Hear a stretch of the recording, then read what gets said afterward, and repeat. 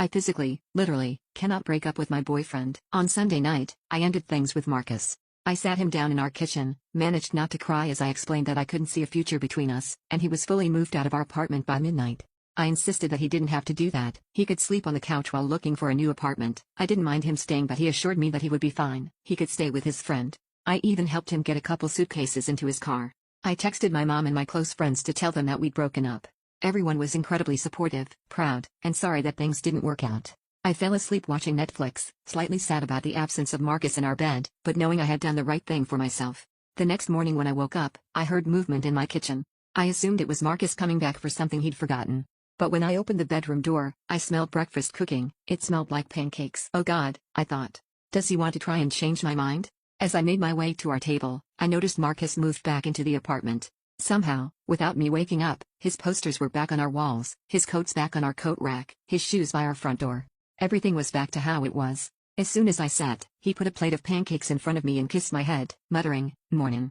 Before I could open my mouth to protest, he put a bottle of syrup next to the plate of pancakes and began talking about his day. "I won't be home until late tonight because something came up at work. Will you be okay?" I felt like I was losing my mind. "Marcus?" I asked earnestly. "What the heck are you doing here?" Then he looked at me like I was losing my mind. "I live here?" I decided not to say anything else, sitting with my confusion until he was out the door.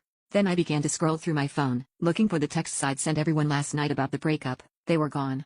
The last time I had texted anyone was, apparently, at 5 p.m. the day before, when I texted my mother about a television show we both like. I didn't really know what to do after that. The memories of the breakup felt so real, so visceral, but clearly, it had never actually happened.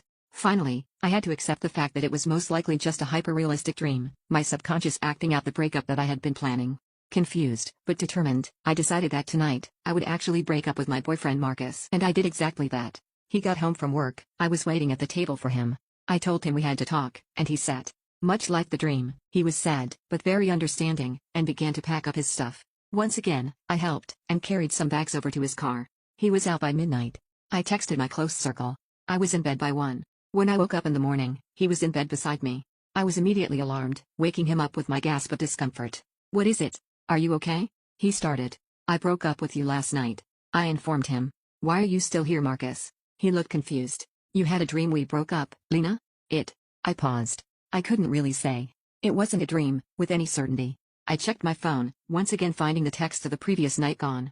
I laid in bed, uneasy, claiming not to feel well.